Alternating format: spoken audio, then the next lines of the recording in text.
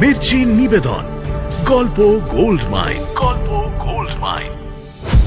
আরে হ্যাঁ, তার উৎপাতে তো সুলতানের ঘুম পর্যন্ত হারাম হয়ে গেছে। এই রাস্তার মধ্যে কাপড় চোপড় খুলে মালিশ করব নাকি? লোকে তো ছিছি করবে।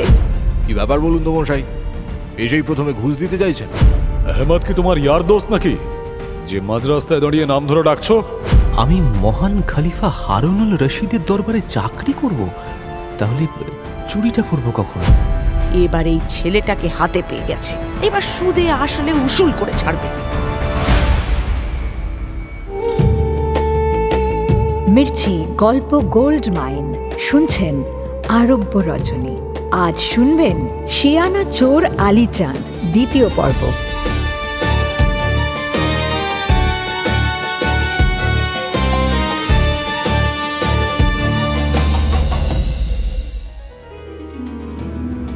এক বৃদ্ধ ভিস্তিওয়ালা তার জীবনের গল্প বলছে কায়রোর মহা চোর আলী চাঁদকে। সেই গল্প সুলতান শাহরিয়ার শুনছেন বেগম শেহরাজাদের কাছে, সঙ্গে আছে দুনিয়াজাদ। ভিস্তিওয়ালা নিজের গরিবি দূর করার জন্য এক নতুন ব্যবসা শুরু করেছে। শুরুতেই অভিজ্ঞতার অভাবে বেশ বিপাকে পড়েছে সে।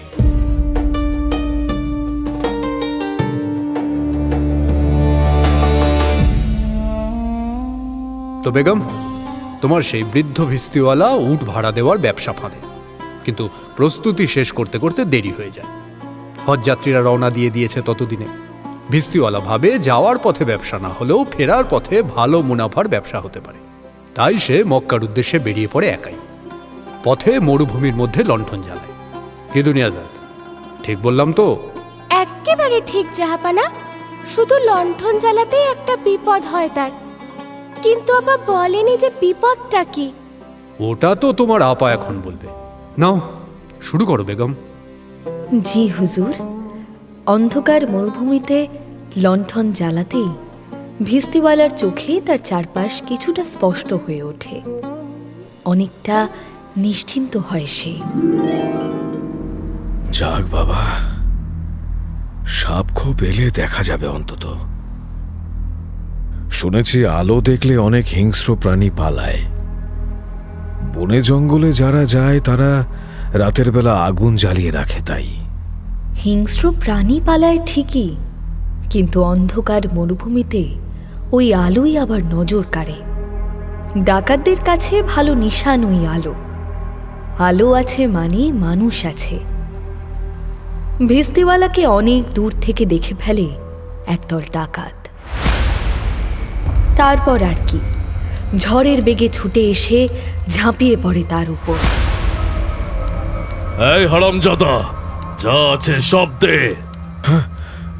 বিশ্বাস করো, আমি এক গরিব ভিস্তিওয়ালা। আমার কাছে কিচ্ছু নেই। মজাক করছিস কাজের সময়? এই মরুভূমিতে মাঝরাতে তুই পানি বিক্রি করতে এসেছিস? তোর খদ্দের কই রে? আমি হজ করতে যাচ্ছি আল্লাহর দরবারে। আমাকে মেরো না, আল্লাহ তোমাদের পাপ দেবেন। রাতের বেলা এত দূর ঠেঙিয়ে এই মরুভূমিতে আমরা তোর বাণী শুনতে আসিনি রে হারামজাদা। যা আছে মানে মানে দিয়ে দে, চলে যাই। আমার কাছে কিছু নেই, এই দেখো, কিচ্ছু নেই। এত নাটক করার কি আছে? এই উটগুলো তো নেবই, বাকি দেখি বেটাকে ছেড়ে পুছে কি পায়। বলো তো, হাত লাগাই। হ্যাঁ, কি বলো? লাগা হাত লাগা, একটা দানাও যেন বাদ না যায়। মরুভূমির মধ্যে ডাকাতরা ভিস্তিওয়ালার সব লুটে নেয়। যাওয়ার সময় উটগুলোও নিয়ে চলে যায়। এমনকি লণ্ঠনটাও ছাড়ে না তারা। একা অসহায় ভিস্তিওয়ালার চিৎকার দিগন্ত থেকে দিগন্তে ঘুরে ফিরে আসে তারই কাছে। হে আল্লাহ, রহম করো, রহম করে খুদা, রহম করো। তার কান্না আল্লাহ শোনে না। বালিয়াড়ির ওপর অনেক রাত পর্যন্ত উন্মাদের মতো এদিক থেকে ওদিক ছোটাছুটি করে সে। এই বিপদে একটা সাহারা অন্তত দরকার তার। যেমনই হোক না কেন, যে কোনো একটা সাহারা, যেটা আঁকড়ে ধরে বাঁচার আশাটুকু করতে পারবে সে। ছুটতে ছুটতে দিক ভুলে যায়, তবু কোনো সাহারা জোটে না তার। একসময় ক্লান্ত দেহে ঢলে পড়ে সে বালির ওপর। তারপর আর কিছু মনে নেই তার। হুঁশ ফিরে দেখে শুয়ে আছে সে তাঁবুর ভেতরে।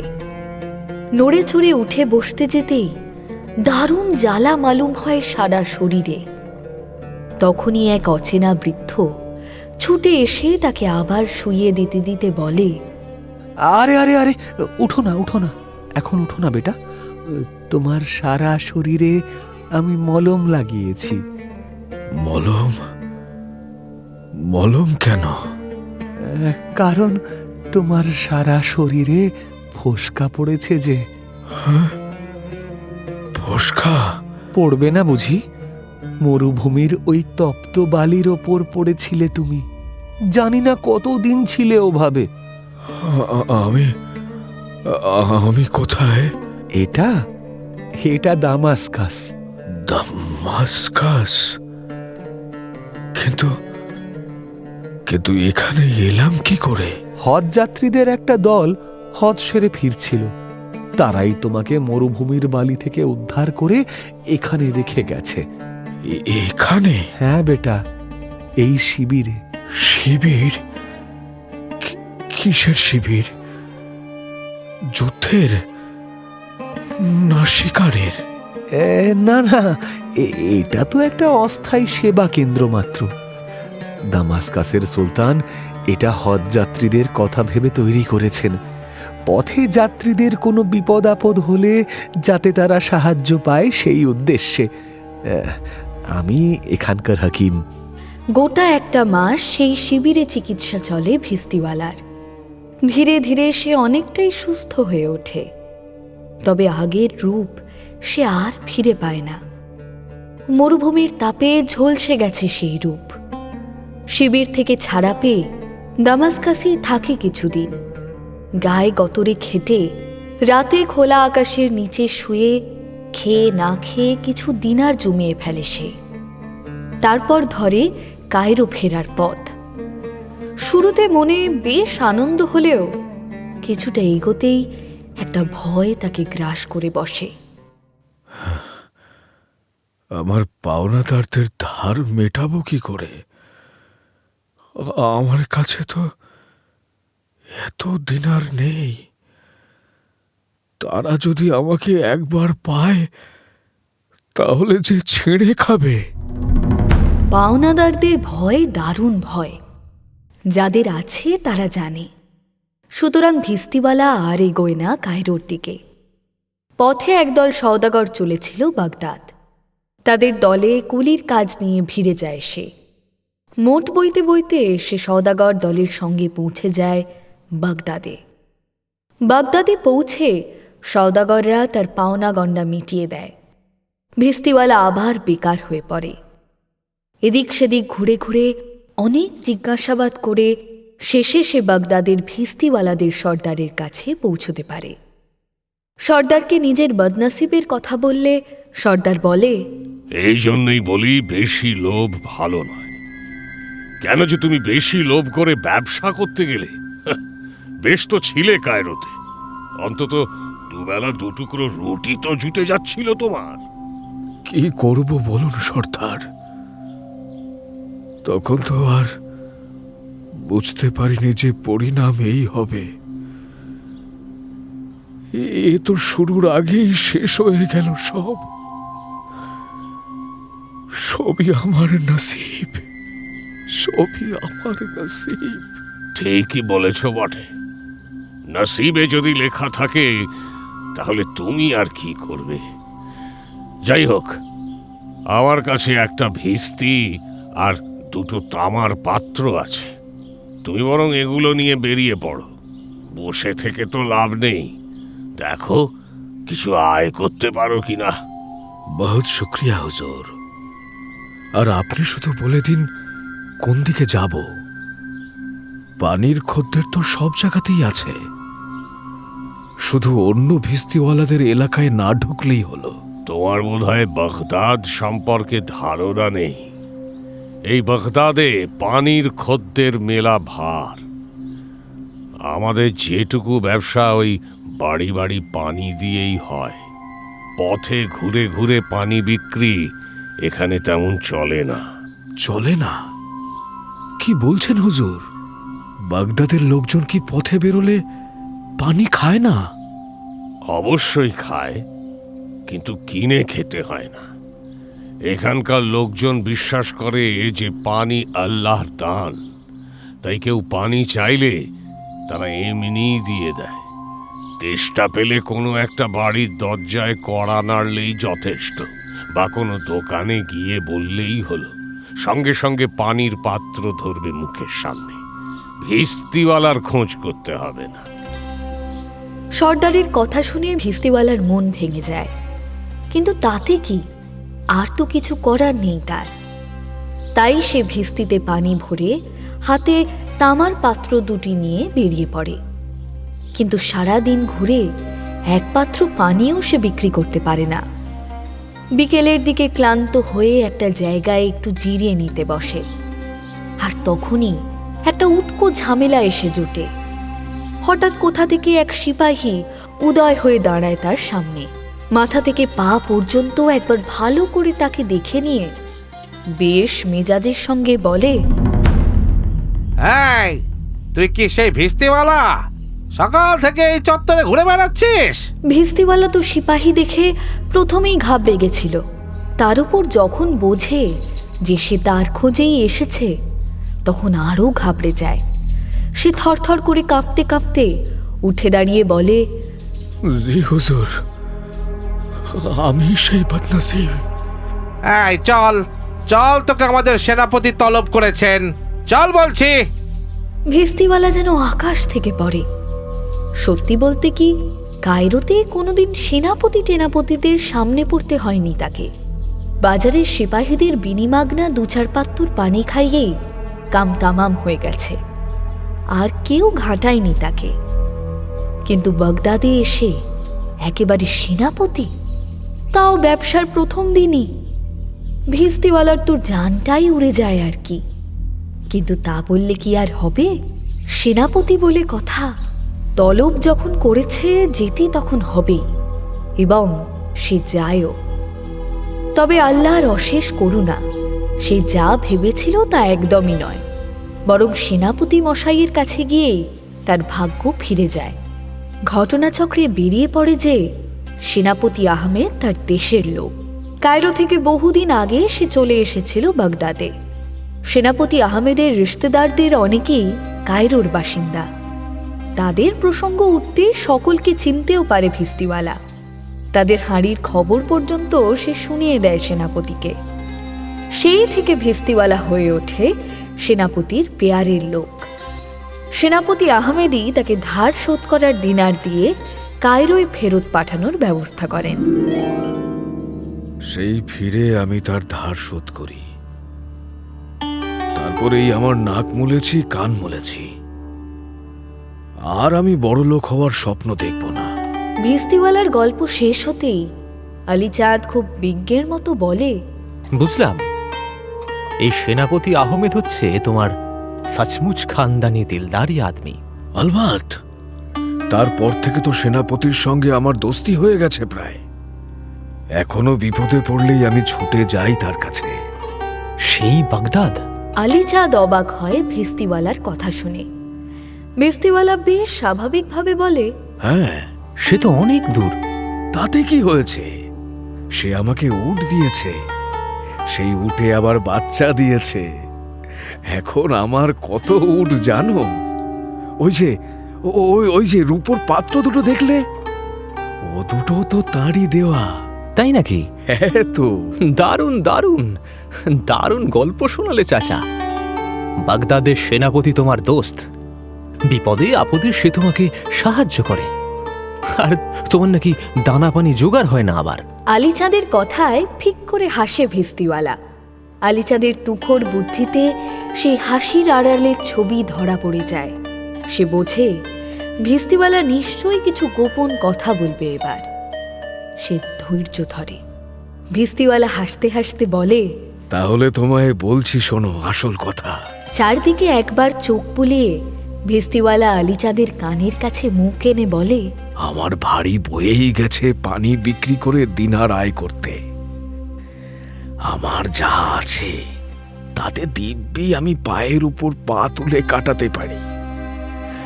কিন্তু কি হয়েছে জানো, এই কদিন আগে একবার গেছিলাম সেনাপতি মশাইয়ের কাছে। তোমায় বলছি, খবরদার কাউকে বলবে না কিন্তু। কায়রোতে একটা চোর ঘুরে বেড়াচ্ছে, শুনেছ তো? চোর কায়রোতে? হ্যাঁ, তুমি দেখছি কিছুই খবর রাখো না। গাম্বাট কথাকার, খালি হাউ হাউ করে তেড়ে আসতেই শিখেছ। আলীচাঁদ চোরের কথা শোনোনি? আলীচাঁদ? আরে হ্যাঁ, তার উৎপাতে তো সুলতানের ঘুম পর্যন্ত হারাম হয়ে গেছে। শুনেছি বটে, তবে আমি কাজকর্মে মেতে থাকি দিনভর। এইসব গুজবে কান দেওয়ার সময় কোথায় আমার? আরে গুজব নয়, পাক্কা খবর। ওই আলীচাঁদ চোরকে সেনাপতি মশাইয়ের দরকার, আর আমার উপর দায়িত্ব দিয়েছেন তাকে খুঁজে বের করে সেনাপতির তলবটা জানিয়ে দিতে। তাই তো আমায় পথে নামতে হয়েছে আবার। খুঁজে বেড়াতে হচ্ছে আলীচাঁদকে। কিন্তু তাকে পাবে কোথায়? সেটাই তো মুশকিলে পড়েছে গো। তাকে তো দেখছি কেউই চেনে না। আচ্ছা, তুমি একটু আমার উপকার করবে। কি উপকার? দেখো, আমি তো বুড়ো হয়েছি, দেখতেই তো পাচ্ছ। আমার হয়ে তুমি একটু খবরটা তাকে জানিয়ে দেবে। বলবে বাগদাদে গিয়ে সেনাপতি আহমেদের খোঁজ করলেই সবাই তার বাড়ি দেখিয়ে দেবে। তার কাছে নিজের পরিচয় দিলেই হবে। কিন্তু আমি তাকে পাবো কোথায়? আমিও তো তাকে চিনি না। আরে ঠিক পাবে তুমি। যাই হোক, আমি তাহলে নিশ্চিন্ত। খবরটা কিন্তু তাকে দিয়ে দিও। ভিস্তিওয়ালা আর বসে না, উঠে তাড়াতাড়ি নামিয়ে রাখা ভিস্তিটা কাঁধে তুলে নেয়। আলীচাঁদ কি বলবে বুঝে পায় না, ফ্যাল ফ্যাল করে চেয়ে দেখতে থাকে তাকে। দু কদম এগিয়েই যেন কিছু মনে পড়েছে এমন ভাব করে ফিরে এসে ভিস্তিওয়ালা বলে, ও ভালো কথা, দেখেছো ভুলেই যাচ্ছিলাম। আসলে বয়স হয়েছে তো। বলছি, আমার রূপোর পাত্তর দুটো দাও তো, ওগুলো যে আমার ব্যবসার জিনিস। ভিস্তিওয়ালার কথা শুনে যেন আসমান থেকে পড়ে আলীচাঁদ। যে আলীচাঁদ ডান হাতে কাজ করলে বা হাত খবর পায় না, তার চুরি ধরে ফেলেছে একটা বৃদ্ধ ভিস্তিওয়ালা। একে নিয়ে সে নাকি আবার রগর করতে গেছিল। আলীচাঁদ চোখ ফেরাতে পারে না বৃদ্ধের মুখ থেকে। বৃদ্ধ দিব্যি তার দিকে হাত বাড়িয়ে মুচকি মুচকি হেসে চলেছে। নিজের জেব থেকে পেয়ালা দুটো বের করে বৃদ্ধের হাতে দেয় আলীচাঁদ।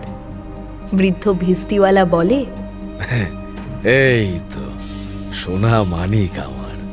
তবে হ্যাঁ, সাবধান, সওদাগর হামিদ মিয়া কিন্তু সুলতানের কাছে নালিশ জানিয়েছেন। সুলতান তার সেনাদের হুকুম দিয়েছেন নজর রাখার। গুপ্তচরও ঘুরছে চারিদিকে। সীমানায় সেনারা তল্লাশি করার সময় বিশেষভাবে খেয়াল রাখছে আংটির দিকে।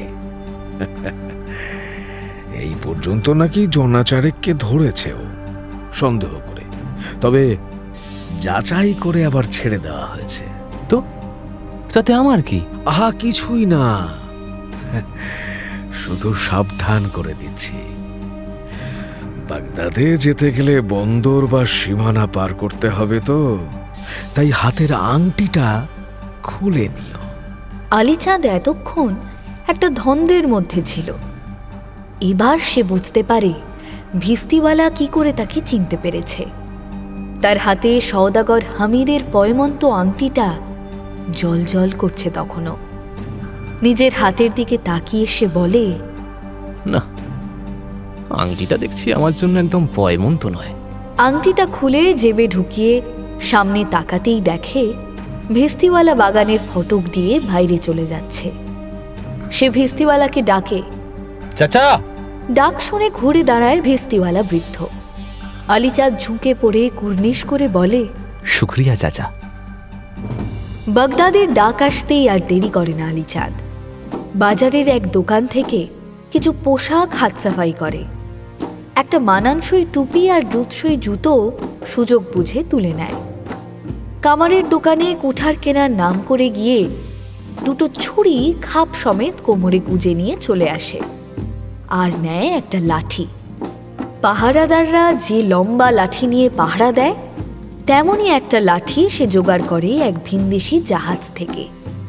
এসব জোগাড় করতে করতে গোটা একটা দিন বেরিয়ে যায়।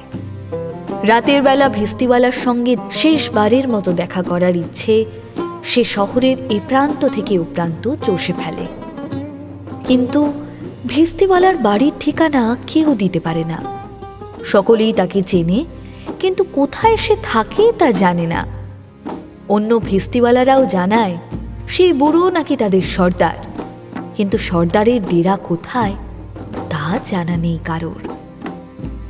পরদিন ভোর হতেই সে চোরাই পোশাক পরে কায়রোর সীমানায় উপস্থিত হয়। সীমানায় তখনও নাকাবন্দি চলছে। জোর কদমে খোঁজা হচ্ছে সওদাগর হামিদের ক্ষয়ে যাওয়া আংটি।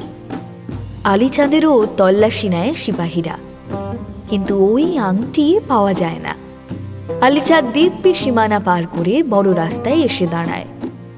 আন্দাজে পথ চলতে শুরু করে। বিকেলের দিকে পথে এক সরাইখানায় এসে পড়ে আলীচাঁদ। সেখানেই এক সওদাগর দলের সঙ্গে দেখা হয় তার। তারা সওদা করে ফিরছে দামাস্কাস। দলের কর্তা দামাস্কাসের বণিক সভার শাহবার। শাহবারের সঙ্গে আলাপ করে আলীচাঁদ। উদ্দেশ্য অন্য থাকলেও সে যখন বোঝে যে এদের সঙ্গে ভিড়ে গেলে বাগদাদের পথে অনেকটা এগিয়ে যাওয়া যাবে, তখন সে নিজেকে সামলে নেয়। পরদিন সেই দলের সঙ্গে বেরিয়ে পড়ে পথে।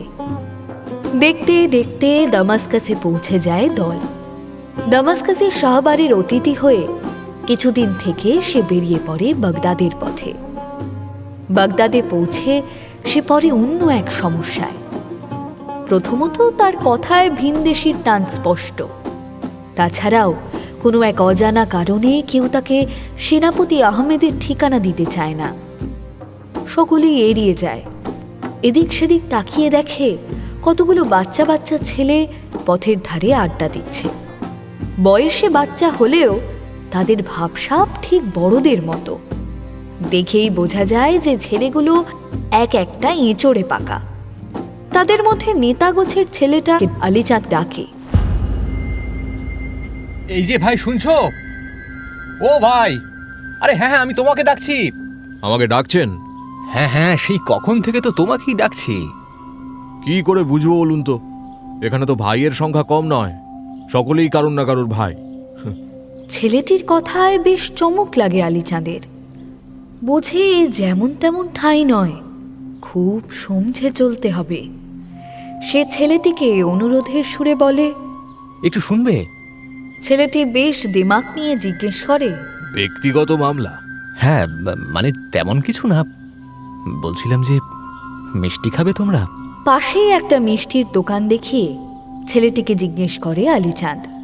ছেলেটি একবার মিষ্টির দোকান আর একবার আলীচাঁদের মুখটা দেখে নিয়ে বলে, কি ব্যাপার বলুন তো মশাই, এসেই প্রথমে ঘুষ দিতে চাইছেন? আরে আরে, ঘুষ না ঘুষ না, আসলে আমি বাচ্চাদের খুব ভালোবাসি তো, বাচ্চা দেখলেই মিষ্টি খাওয়াতে ইচ্ছা করে আমার। কথা শুনে ছেলেটা অবিশ্বাসের দৃষ্টিতে একবার আলীচাঁদের আপাতমস্তক দেখে নিয়ে কোমরে হাত দিয়ে বলে, আপনার কি চোখ কানা? বাচ্চা বলছেন কাকে? না মানে আমি বলছিলাম যে তোমরা তো আমার কাছে বাচ্চাই, তাই না? আপনি কে বলুন তো মশাই? হ্যাঁ, ধান্দা কি আপনার? এত তোষামত করতে চাইছেন কেন আমাদের? আলীচাঁদ তার আসল পরিচয় দিতে গিয়েও থেমে যায়। কিছু একটা চিন্তা করে সে বানিয়ে বানিয়ে একটা ভুয়ো পরিচয় দেয় ছেলেটাকে। তারপর ছেলেটার কাছে সেনাপতি আহমেদের বাড়িটা দেখিয়ে দিতে বলে। ও, এই কথা। তত ফণিতা করার কি হয়েছে? আসুন আমার সঙ্গে, দেখিয়ে দিচ্ছি। ওসব মিষ্টি ফিষ্টি লাগবে না, ওসব আমরা পছন্দ করি না। ছেলেটা একটা বাড়ির সামনে নিয়ে গিয়ে দাঁড় করায় আলীচাঁদকে। বাড়ির দরজা দেখিয়ে বলে, এই বাড়িটা সেনাপতি আহমেদের। ডেকে দিতে হবে নাকি? আলীচাঁদ মাথা নেড়ে সম্মতি জানায় ছেলেটার কথায়। নিজেই যখন ডেকে দিতে চাইছে তখন মানা করে কেউ? কিন্তু মারাত্মক ভুল করে আলীচাঁদ সম্মতি জানিয়ে। ছেলেটা একটা অদ্ভুত কাণ্ড করে বসে। এদিক ওদিক দেখে একটা বড় পাটকেল তুলে নেয় হাতে। সেটা দেখিয়ে আলীচাঁদকে জিজ্ঞেস করে, এটা কি চেনেন তো? হ্যাঁ, পাটকেল। বাহ, আপনি চেনেন দেখছি। কথা শেষ করেই পাটকেলটা সজোরে ছুঁড়ে মারে বাড়ির লোহার বিশাল দরজার উপরে। বিভৎস আওয়াজে কান ঝালাপালা হয়ে যায় আলীচাঁদের। ছেলেটা পাটকেলটা ছুঁড়েই চম্পট দেয়। বাড়ির ভেতর থেকে যেন 100টা বাজখাই গলা ডেকে ওঠে। আলীচাঁদ দাঁড়িয়ে থাকে বোকার মতো।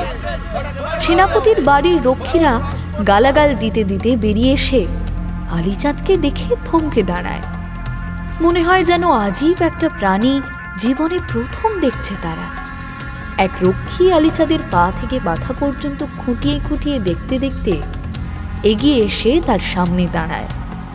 আলীচাঁদের চোখে চোখ রেখে জানতে চায়, কে আওয়াজ করলো এই ফটকে? তুমি? আগে না হুজুর, ওই ছেলেটা আমাকে পাটকেল মেরে। এক সাধারণ রক্ষীকে হুজুর বলায় রক্ষী বেশ খুশি হয়। দাড়িতে একবার হাত বুলিয়ে সব জানতার মতো বলে, বুঝেছি বুঝেছি, এটা ওই বেটা মোহাম্মদের কাজ। মোহাম্মদ? আরে ওই বেটে করে বিচ্ছু ছেলেটা গো, মাথায় খাড়া খাড়া চুল। হ্যাঁ হুজুর। হ্যাঁ, ওর নাম হলো মোহাম্মদ। সেনাপতি আহমেদের বাড়ির ফটকে পাটকেল ছোড়ার মতো গুনাহ একমাত্র ওই বেটাই করতে পারে। ওকে তুমি চেনো না? বাগদাদে কতদিন হলো এসেছো? আগে এই তো আজই আমি বাগদাদ থেকে এলাম। চিনব কি করে হুজুর? ওটা হচ্ছে ঠগের সেরা ঠগ, জাইনাবের বড় বোনের 28 ছেলে মোহাম্মদ। চিনে রাখো, সাবধানে থাকবে ওর থেকে। জি হুজুর। তুমি কে হে, আর কি চাই এখানে? আগে আমার আসল নামটা এইসব কাণ্ড দেখে আমি ভুলে গেছি হুজুর। সে কি, নিজের নামটাই ভুলে গেছো? আগে বিলকুল ভুলে গেছি।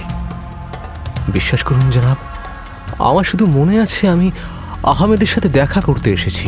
আহমেদের নাম উচ্চারণ করতেই জলদ গম্ভীর স্বরে ডাক আসে বাড়ির ভেতর থেকে, ওকে ভিতরে নিয়ে আয়। সেই ডাকের শব্দে বুক কেঁপে ওঠে আলীচাঁদের। ডাকের তোরে রক্ষীরাও চুপসে যায়।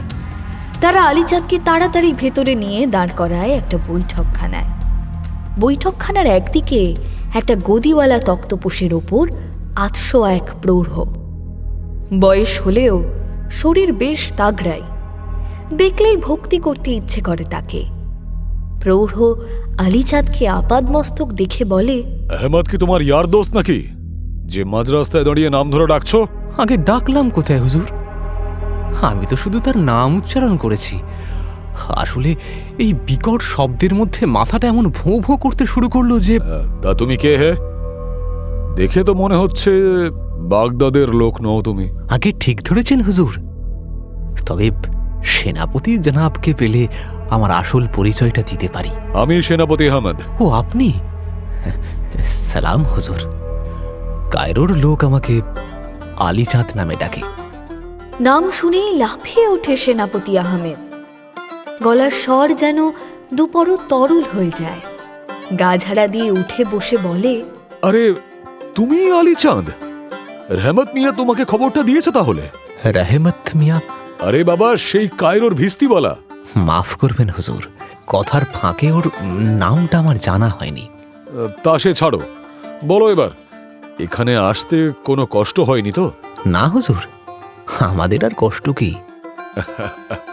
বেশ বেশ, তা এতটা পথ এসেছো, কটা দিন বিশ্রাম নাও, তারপর কাজে লেগে পড়বে। কাজটা কি সেটা জানতে পারলে? চুরি জোচ্চুরি ছাড়া তো আর অন্য কোনো কিছু জানো না, করবেও না। সুতরাং ওই একই কাজ করতে হবে যা এতদিন করে এসেছো, বুঝলে? কিন্তু আপনি একজন সেনাপতি হয়ে আমায় চুরি করতে বলছেন? চুরি জোচ্চুরি যাই করো, সেটা তুমি আমার জন্যই করবে, আমার কথায়। এর চেয়ে বেশি আজ আর কিছু বলছি না। যাও, তুমি এবার গিয়ে বিশ্রাম নাও। এই, কে আছিস রে? মেহমানকে মেহমানের ঘরে নিয়ে যা। আজকের মতো একটা শেষ কথা হুজুর। হ্যাঁ বলো। এখানে আমাকে লোকে নাম জানতে চাইলে কি বলবো হুজুর? চাঁদ আলী। আর বলবে তুমি আমার রিশতেদার, কায়রো থেকে সদ্য এসেছো। আর কিছু জানার আছে এখন? জি না হুজুর। সেনাপতি আহমেদ আলী চাঁদকে লুকিয়ে রাখে তার বাড়িতে, তাকে রীতিমতো সাবধান করে দেয়। শোনো আলী, এই বাগদাদ শহর কিন্তু মোটেও ভালো নয়। এ কি বলছেন হুজুর? এই শহরের এত সুখ্যাতি সবই কি মিথ্যে? স্বয়ং খলিফা হারুন আল রশিদ শাসন করেন এই বাগদাদ। আমার তো ভাবতেই কেমন রোমাঞ্চ হচ্ছে হারুন আল রশিদের এলাকায় চুরি করতে হবে। আবার কেমন ভয় হচ্ছে আমার, আমি পারবো তো? এত উত্তেজিত হয়েও না, এখানকার আইন কানুন একটু অন্যরকম। অন্যরকম কেমন? তাহলে তোমাকে আমার অতীত সম্পর্কে কিছু তথ্য দিতে হয়। শোনো তাহলে, লুকোনোর মতন কিছুই নেই অবশ্য। বাগদাদের সকলেই জানে এসব কথা।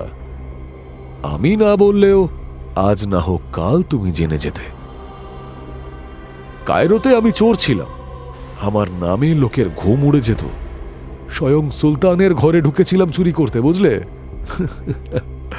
তোমরা আর তখন কোথায়, জন্মাওনি হয়তো, বা জন্মালেও এসব কথা বোঝার বয়সও হয়নি। আরে দাঁড়ান দাঁড়ান দাঁড়ান, আহমেদ মানে আপনি সেই মহান উস্তাদ আহমেদ যার নাম নিয়ে আমরা কাজ করতে যাই? হ্যাঁ, আমি সেই। আপনি সেই উস্তাদ আহমেদ যিনি সুলতানের তাজের শাহী পান্নাটা চুরি করেছিলেন? সুলতান তখন ঘুমোচ্ছিলেন, বিছানার পাশে রাখা ছিল তাজটা। তাজটা বেশ বড় আর ভারীও, অনেক হাবিজাবি পাথরও ছিল লাগানো ওতে। আমি দেখলাম ওগুলো নিলে ঝামেলা বাড়বে, তাই হ্যাঁচকা টানে শাহী পান্নাটা খুলে নিয়ে চলে আসি। ওটারই তো আসল দাম। তারপরেই তো কায়রো ছেড়ে বাগদাদে এসে উঠি আমি। তখন আমার বয়সই বা কত। আলী চাঁদ আহমেদের পায়ে পড়ে যায়, দু পা জড়িয়ে ধরে বলে, আমার খুশনসিব উস্তাদ, আজ আমার জীবন সার্থক হলো। আমি আপনাকে দেখলাম, আমাকে ধন্য করলেন আপনি। আরে ওঠো আলী, আরে আলী ওঠো। আলী চাঁদকে টেনে তোলে সেনাপতি আহমেদ। আলী চাঁদ সোজা হয়ে দাঁড়িয়ে বলে, কিন্তু উস্তাদ, আপনি যে বললেন বাগদাদের লোক জানে আপনার এই কীর্তি। হ্যাঁ জানে তো। তারপরেও আপনি বাগদাদের শাহী সেনার সেনাপতি। ও তুমি বুঝবে না, এটা খলিফা হারুন আল রশিদের একটা চাল। অপরাধীরা যেন অপরাধ করতে না পারে তার জন্য তাদের ঘাড়ে দায়িত্ব চাপিয়ে দেন। আরও একটা কারণ আছে আমাকে সেনাপতি করার। খলিফা বিশ্বাস করেন যে একজন চোরই পারে আর একজন চোরকে আটকাতে। তাজ্জব, কায়রোতে তো শুলে চড়ানো হয়, নিদেন পক্ষে ফাটকে পোড়া তো হয়ই। এটা খলিফা হারুন আল রশিদের শাসন। এখানের শাসনটাই একটু আলাদা ধরনের। কিন্তু উস্তাদ, আপনি এখানে এসে ধরা পড়লেন কি করে? সে এক ছোট্ট বোকামির জন্য ধরা পড়ে গেলাম। আমি ভেবেছিলাম আর চুরি টুরি করব না, ভালো মানুষের মতন জীবন কাটাবো, ব্যবসা করব, সংসার পাতব। সেই জন্যই বাগদাদ বেছে নিয়েছিলাম। কিন্তু ব্যবসা শুরু করতে তো মূলধন লাগবে। সেই মূলধন জোগাড় করার জন্য কায়রোর শাহী পান্নাটা বিক্রি করতে গিয়েছিলাম। আর তখনই ধরে ফেললো ওরা আমাকে। আগে থেকেই খবর হয়ে গিয়েছিল যে ওটা চুরি গেছে। খলিফার অধীনের সবকটা সালতানিয়াতে চোরকে ধরার হুকুম জারি করেছিলেন খলিফা নিজে। যাই বলুন উস্তাদ, আমি চুরি করেছি অনেক বটে, কিন্তু এমন চুরি আমি কোনোদিনও করতে পারিনি। আচ্ছা আলী শোনো, বাগদাদে তোমাকে কিন্তু এখন একটু লুকিয়ে থাকতে হবে, অন্তত যতদিন না খলিফার দরবারে আমি তোমার একটা হিল্লে করে দিই। খলিফার দরবারে হিল্লে মানে? আরে বাবা, হিল্লে মানে চাকরি। আমি মহান খলিফা হারুনুল রশিদের দরবারে চাকরি করব? তাহলে চুরিটা করব কখন? আরে সব বলে দেব, সময় হোক। আপাতত তুমি এখানেই লুকিয়ে থাকো। খলিফার দরবারে চাকরি না পাওয়া পর্যন্ত একদম এই প্রাসাদ থেকে বেরোবে না, তাতে কিন্তু তোমারই ক্ষতি হতে পারে। কিন্তু চোরকে কি আটকে রাখা যায়? তার কাজই তো লোকের চোখে ফাঁকি দিয়ে ঘরে ঢোকা আর বেরোনো। সুতরাং পরের দিনই সেনাপতি আহমেদের অনুপস্থিতিতে আলীচাঁদ বাড়ির পাহারা ফাঁকি দিয়ে পথে বেরিয়ে পড়ে। এদিক সেদিক ঘুরে সে একটা খাবারের দোকানে গিয়ে ঢোকে। সেখানে নানা লোভনীয় জিনিস বিক্রি হচ্ছে। আলীচাঁদ তৃপ্তি করে এটা সেটা খেয়ে দেখতে থাকে। তখনই একটা দারুণ জিনিস চোখে পড়ে তার। চোরের চোখ বলে কথা, সে চোখের নজরই আলাদা। সে দেখে রাস্তা দিয়ে এক বৃদ্ধা চলেছে। তার সামনে পিছনে সিপাহী, বৃদ্ধার নকাব টানা। তার মুখ দেখা যাচ্ছে না, কিন্তু সারা অঙ্গে নানা ভূষণ, হাতে খোলা তলোয়ার, মাথায় সোনার তাজ। সেই সোনার তাজে আবার একটা রূপোর পায়রা বসানো। পায়রার চোখ দুটো দামি চুনির। রূপোর পায়রা যেন আলীচাঁদকে আকর্ষণ করে। আলীচাঁদ দোকান থেকে বেরিয়ে এসে দাঁড়ায় পথে। মুগ্ধ চোখে চেয়ে থাকে পায়রাটার দিকে। নাকাবের আড়ালে থাকা বৃদ্ধার নজরও আকর্ষণ করে যুবক আলীচাঁদ। বৃদ্ধাও আলীচাঁদকে ভালোভাবে দেখে নেয়। তার মনে গেঁথে যায় আলীচাঁদের মুখটা। বাড়ি পৌঁছেই খলিফা হারুন আল রশিদের চিড়িয়াখানার প্রধান প্রশাসক ডিলাইলা বেগম তার মেয়ে, সেই ঠগের সেরা ঠগ জৈনবকে ডাকে। জৈনব, বেটি জৈনব। আম্মির ডাক শুনে জৈনব ছুটে আসে। এত তাড়াহুড়ো কিসের আম্মি? কথা বাড়াস না এখন বেটি। যা, আমার জাদু মেজটার বালি নিয়ে আয়। কিন্তু কিন্তু কেন আম্মি? কি হয়েছে বলবে তো? সব বলছি, আগে তুই নিয়ে আয়। জৈনব তার আম্মির জাদু মেজ আর বালি এনে আম্মির সামনে রাখতেই আম্মি বলে, জানিস, আজ একটা সুন্দর ছেলেকে দেখলাম। ছেলেটা আমার তাজের দিকে কেমন যেন মোহিত হয়ে তাকিয়েছিল। ও, এই কথা? এ আর এমন কি আম্মি, তোমার তাজখানা তো সত্যি দারুণ। আমার তো খলিফার তাজের থেকেও তোমার তাজটা বেশি ভালো লাগে। সেটা কথা নয়, কথাটা অন্য। ছেলেটাকে দেখি আমার মনটা কেমন যেন কুডাক ডাকলো। কুডাক ডাকলো তোমার মন? হ্যাঁ রে বিটিয়া। ও তোমার বাতিক আম্মি, বোঝা যাচ্ছে বয়স হচ্ছে তোমার। নইলে একটাকেই ছেলে তোমার তাজের দিকে তাকিয়েছিল বলে তাজ চুরি যাবার ভয় পাচ্ছ তুমি? চুরির ভয় না রে বিটিয়া, চুরি নয়। আমার অন্য কেমন যেন সন্দেহ হচ্ছে।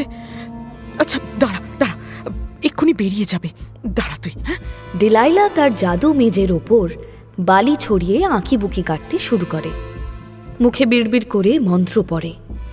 কখনো তার মুখ কালো হয়ে যায়, কখনো আবার মুখে খেলে যায় হাসির রেখা। জৈনব আম্মির মুখের দিকে তাকিয়ে থাকে উত্তরের অপেক্ষায়। অনেক হিসাব নিকাশ সেরে ডিলাইলা বেগম তুড়ি মেরে বলে, পেয়ে গেছি, সব সব জেনে গেছি।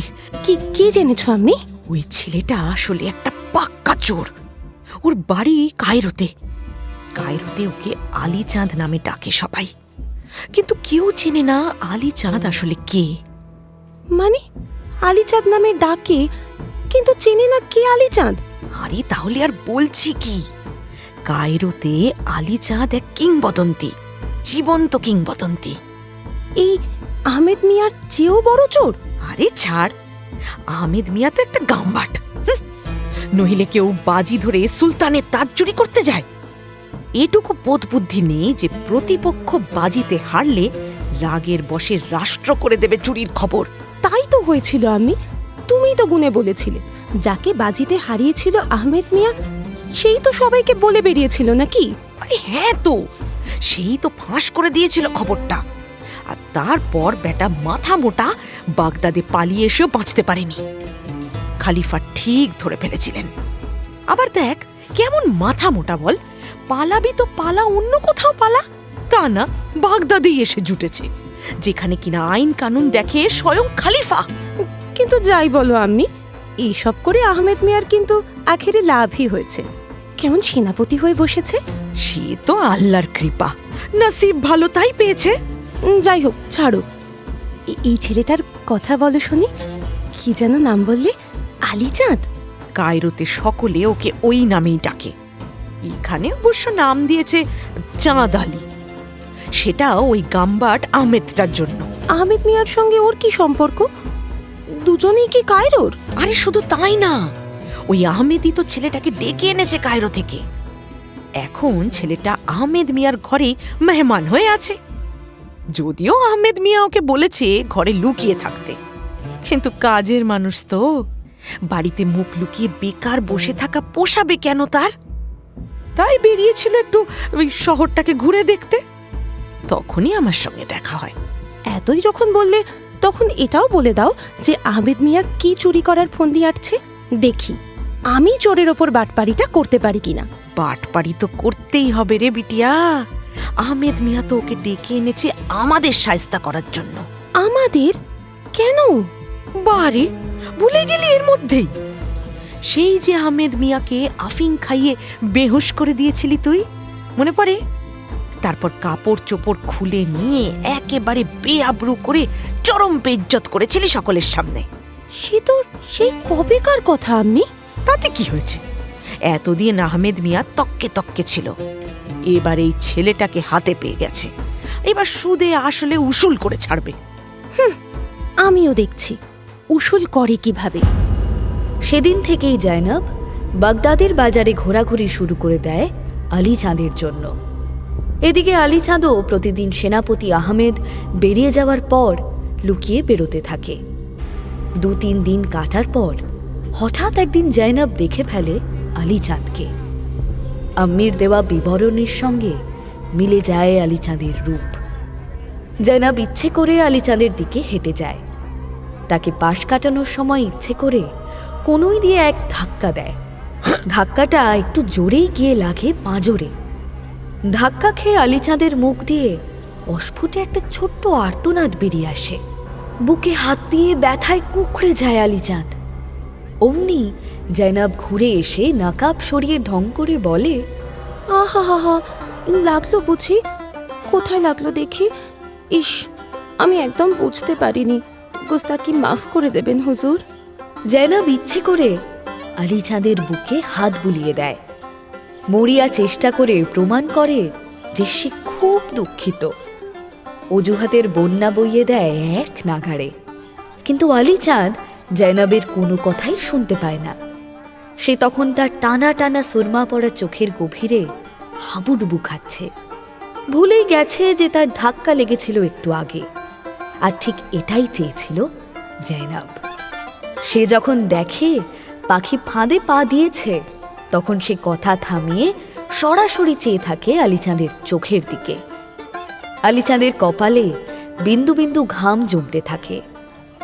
ভুলে যায় যে সে বাজারের মধ্যে দাঁড়িয়ে। অপলক চেয়ে থাকে সে জাইনাবের 2 চোখের দিকে। জাইনাবও মুখে হালকা একটা হাসির রেখা টেনে আলী চাঁদকে প্রশ্রয় দিতে থাকে। কিন্তু কতক্ষণ? দাঁড়িয়ে দাঁড়িয়ে পা ব্যথা হয়ে যায় জাইনাবের। মনে মনে সে ভাবে, এই কি হ্যাংলা মানুষ রে, তাকিয়েই আছে, লড়াচড়া তো দূরের কথা, চোখের পলক পর্যন্ত ফেলার নামগন্ধ নেই। টানা এতক্ষণ ঢং করা যায় নাকি? এটা বোঝে না হ্যাংলাটা। শেষে বাধ্য হয়েই প্রথমে কথা বলে জাইনাব। কি দেখছো? তোমাকে। দুষ্টু, সুন্দর। খিলখিল করে হেসে ওঠে জাইনাব। জাইনাবের হাসিতে আলী চাঁদের খেয়াল হয়। চারদিকে চেয়ে দেখে বাজারের লোকজন সবাই তাকিয়ে রয়েছে তাদেরই দিকে। সে বেশ লজ্জায় পড়ে যায়। এমনিতে সে চোর বলে কথা, লোকজন তাকে দেখলে তার একটা আলাদা অস্বস্তি হয়। সকলের চোখের আড়ালে তার চলাফেরা। তার উপরে সে দাঁড়িয়ে আছে এক সুন্দরী মেয়ের সামনে। সে একটু ইতস্তত করে বলে, হাস্য যে। বুদ্ধুরাম কোথাকার। বুদ্ধুরাম? কে? কি আবার তুমি? কেন, কি বোকামি করলাম আমি? পুরুষ মানুষ এইটুকু জানে না মেয়েদের চোখের দিকে ওভাবে তাকাতে নেই। আলী চাঁদ অপ্রস্তুত হয়ে পড়ে জাইনাবের কথায়। চোখ নামিয়ে নিয়ে বলে, দুঃখিত। কিন্তু আমি তো দুঃখিত নই। জাইনাবের কথায় চমকে চোখ তুলে তাকায় আলী চাঁদ। আবার খিলখিল করে হেসে ওঠে জাইনাব। জয়নবের হাসির জাদুতে আর চোখ সরাতে পারে না আলী চাঁদ। জয়নবের হাসি থামে, কিন্তু আলী চাঁদের নজর সরে না জয়নবের মুখের থেকে। শেষে জয়নব জিজ্ঞেস করে, এখানেই দাঁড়িয়ে থাকবে নাকি? এখানে সবাই কেমন ফ্যাল ফ্যাল করে তাকিয়ে দেখছে দেখো চারদিক থেকে, যেন একটা ছেলেকে একটা মেয়ের সঙ্গে কোনোদিন কথা বলতেই দেখেনি। আলী চাঁদ জয়নবের কথায় আবার চারদিকে চোখ ফেরায় একবার। এবার তার অস্বস্তি আরও বেড়ে যায়। সে একজন প্রতিষ্ঠিত চোর বলে কথা। লোকের দৃষ্টির তেজ সে সহ্য করতে পারে না একদম। জয়নব দেখে ছেলেটা সত্যিই তেমন চৌকস নয় মেয়েদের ব্যাপারে। সে মনে মনে ভাবে, আমি কি যে বলে ধুলো কেটে, বলে কিনা এই ছেলে কিংবদন্তি চোর, এই তার নমুনা। একটা মেয়ের সঙ্গে কথাও বলতে পারে না। এসব ছেলেকে আবার ভয়। জয়নব নির্ভয়ে আলী চাঁদের হাতটা ধরে টান দেয়। চলো। কোথায়? কেন? আমার বাড়ি। তোমার বাড়ি? আলী চাঁদ যেন ভাবতেই পারে না একজন অত সুন্দরী মেয়ে তাকে প্রথম দেখাতেই বাড়ি নিয়ে যাবার প্রস্তাব দেবে। এমন প্রস্তাব পেয়ে তার বোধবুদ্ধি সব গুম হয়ে যায়। বাড়ি না গেলে তোমার ব্যথায় মালিশ করে দেব কি করে? এই রাস্তার মধ্যে কাপড় চোপড় খুলে মালিশ করব নাকি? লোকে তো ছিছি করবে। কিন্তু তোমার স্বামী? সে এখানে কোথায়? সে তো সওদা করতে গেছে ভিন দেশে। কবে আসবে তারও কোনো ঠিক নেই। বাড়িতে এখন আমি একা। যাবে না? আলী চাঁদ যেন না চাইতেই আকাশের চাঁদ হাতে পেয়ে যায়। এমন সুযোগ হাতছাড়া করার কথা মনেই আসে না তার। মন্দ ভালো কিছু বিচারও করে না সে। জয়নবের হাত ধরে সে হাঁটা দেয়। বাগদাদের বাজারের মধ্যে দিয়ে আগে আগে এগিয়ে চলেছে জয়নব। পেছনে পেছনে তার হাত ধরে এগিয়ে চলে আলী চাঁদ। চোখে তার স্বপ্নের ঘোর লেগেছে তখন। অনেক অলিগলি পেরিয়ে জয়নব এগিয়ে চলে। আলী চাঁদও তার পিছন পেছন এগিয়ে চলে। ধীরে ধীরে আলী চাঁদের বোধবুদ্ধি ফিরে আসে। সে ভাবে, কে এই সুন্দরী? এর নামটাও তো জানা হয়নি। যতদূর মনে পড়ছে ওকেও আমার নামটা বলা হয়নি। তবে কেন ও আমাকে এইভাবে নিয়ে চলেছে? আর সব থেকে বড় কথা, কোথায় নিয়ে যাচ্ছে আমায়ও? কোনো দুষ্টু মতলব নেই তো? আমাকে আনগোড়া বিদেশি পেয়ে মতলব পাচ্ছে। হঠাৎ সেনাপতি আহমেদের সাবধানী উপদেশ কানে বাজতে থাকে তার। শোনো আলী, এই বাগদাদ শহর কিন্তু মোটেও ভালো জায়গা নয়। অমনি আলী চাঁদ দাঁড়িয়ে পড়ে। হাতে টান পড়ে জয়নবের।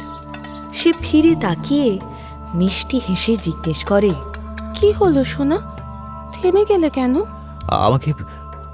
আমাকে ক্ষমা করো সুন্দরী। অন্তত আজকের মতো ক্ষমা করো। আমাকে ফিরতে হবে। কি? ফিরে যাবে? কোথায়? কেন? আমার অনেক কাজ আছে। অনেক কাজ আছে। কাজ আছে? না ভয় পাচ্ছ? ভয়? না, ভয় পাবো কেন? আমার সত্যিই কাজ আছে। অনেক দেরি হয়ে গেছে, বিশ্বাস করো। জয়নব 2 কদম এগিয়ে আলী চাঁদের গায়ে গা লাগিয়ে বলে, মিথ্যে কথা, দুষ্টু। জয়নবের গরম নিঃশ্বাস ছুঁয়ে যায় আলী চাঁদের গর্দান। তার শরীরের মিষ্টি একটা গন্ধ পায় আলী চাঁদ। তার স্পর্শে যেন আলী চাঁদের দেহে বিদ্যুৎ খেলে যায়। সে থরথর করে কেঁপে ওঠে। আর দাঁড়িয়ে থাকতে পারে না আলী চাঁদ। এক ঝটকায় জয়নবের হাত ছাড়িয়ে ঊর্ধ্বশ্বাসে ছুটতে শুরু করে সে। তাকে ছুটতে দেখে খিলখিল করে হেসে ওঠে জয়নব। তার হাসি আলী চাঁদকে বিভ্রান্ত করে দেয়। ছুটতে ছুটতে দৃষ্টির বাইরে চলে যেতেই জয়নব স্বগদোক্তি করে, পালাবে কোথায় চাঁদ? এমন গোলক ধাঁধায় ঠকিয়েছি যে ফিরে তোমায় আসতেই হবে আমার কাছে। জয়নব হাসতে শুরু করতেই তার পিছনে আড়াল থেকে বেরিয়ে আসে দেলাইলা। জয়নবের কাঁধে হাত রাখে সে। হাসি থামিয়ে মুখ ঘুরিয়ে আম্মিকে দেখে জয়নব জিজ্ঞেস করে, সব ঠিক আছে তো আম্মি? আমি যা করার করে রেখেছি, এবার তুই গিয়ে অপেক্ষা কর। ও যে কোনো সময় পৌঁছে যাবে ওখানে, একটু এদিক ওদিক ঘুরে নিক। অনেক অলিগলি পেরিয়ে আলীচাঁদ ছুটতে ছুটতে এসে থামে একটা অট্টালিকার সামনে। হাঁপায় সে, তেষ্টায় বুক ফেটে যাচ্ছে তার। একটু পানি পেলে বোধহয় ভালো হতো। মনে পড়ে কায়রোর সেই বৃদ্ধ ভিস্তিওয়ালার কথা। বাগদাদে নাকি ভিস্তিওয়ালাদের পসার জমে না। তেষ্টা পেলে যে কোনো বাড়ি বা দোকানে গিয়ে বললেই হয়। পানির পাত্র ধরে মুখের সামনে। আলীচাঁদ অট্টালিকাটাকেই বেছে নেয় পানি চাওয়ার জন্য। বিশাল প্রাচীরে ঘেরা অট্টালিকার প্রাচীর ধরে মোড় ঘুরতেই বিশাল ফটক চোখে পড়ে। ফটক একটু ফাঁক করে ঢুকতেই দেখে বড় উঠোনের ওপারে বাড়িটা দাঁড়িয়ে। বাড়িটার সামনের সিঁড়িতে একজন মহিলা মাথায় হাত দিয়ে বসে। তার মুখ দেখতে পায় না আলীচাঁদ। সে এদিক ওদিক তাকিয়ে আর কাউকে না পেয়ে বাধ্য হয়ে এগিয়ে যায় মহিলার কাছে। নিঃশব্দে মহিলার পিছনে গিয়ে দাঁড়ায় আলীচাঁদ। একটু ইতস্তত করে বলে, মানে সালাম হুজরাইন, বলছিলাম যে একটু পানি পাওয়া যাবে, বড্ড তেষ্টা পেয়েছে। আলীচাঁদের কথা শেষ হতেই মুখ ঘোরায় মহিলা। চমকে ওঠে আলীচাঁদ। অস্ফুটে বলে ওঠে, তুমি? যে জাইনাবের কবল থেকে বাঁচার জন্য সে এত কসরত করল, সেই কিনা বসে আছে অট্টালিকার দোরগোড়ায়। কিন্তু জাইনাব এবার অন্যরকম ব্যবহার করে। সে লাফ দিয়ে উঠে খপ করে আলীচাঁদের হাতটা ধরে বলে, আর তোমার সঙ্গে দুষ্টুমি করব না, কথা দিচ্ছি।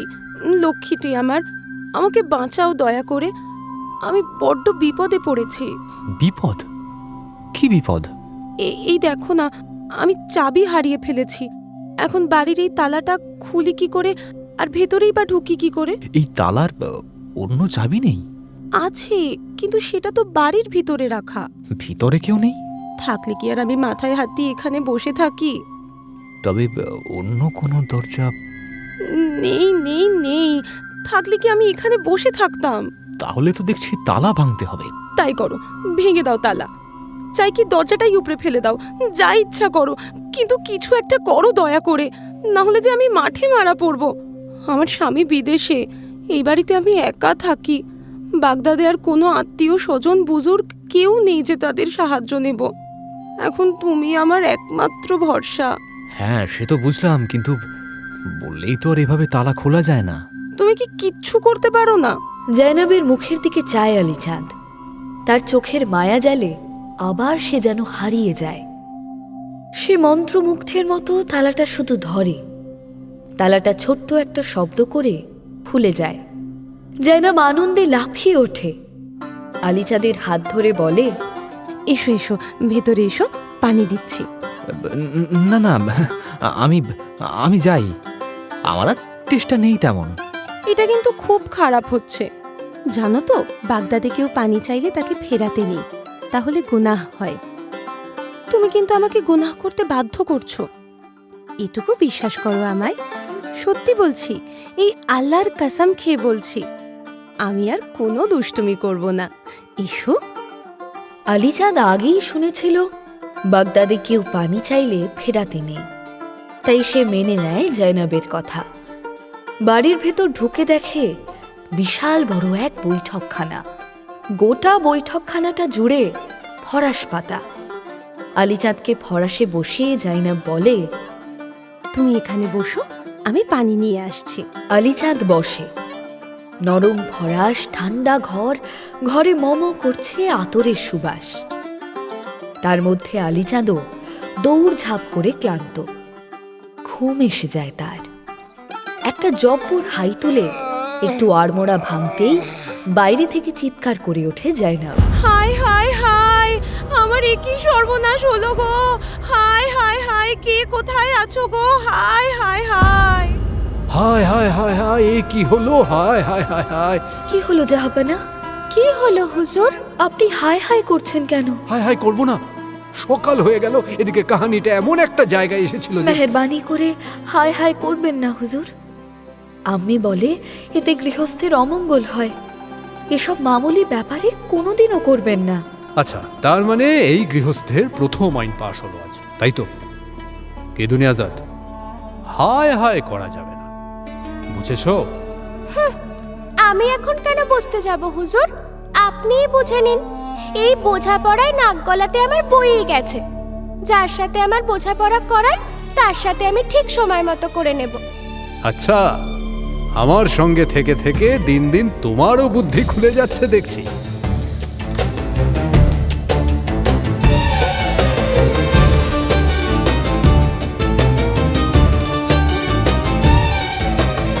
সে খুলুক, খুললে তো ভালোই, কিন্তু জাইনাব বাইরে থেকে হায় হায় করে উঠল কেন?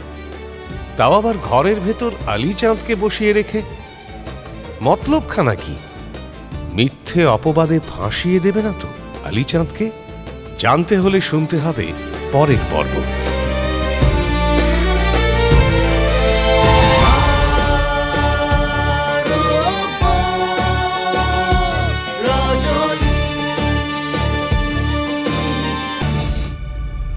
মির্চি গল্প গোল্ড মাইনে শুনলেন আরব্য রজনী।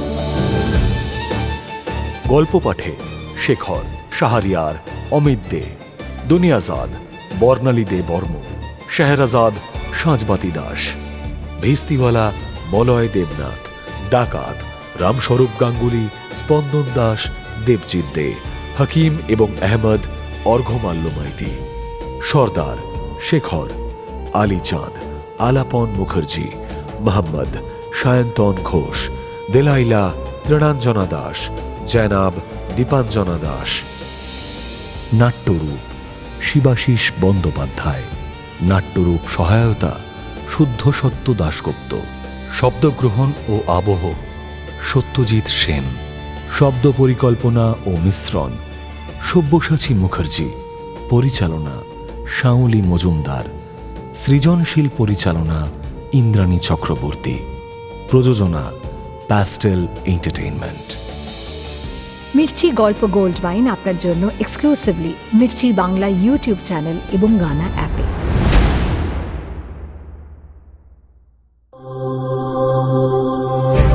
মির্চি নিবেদন গল্প গোল্ড মাইন।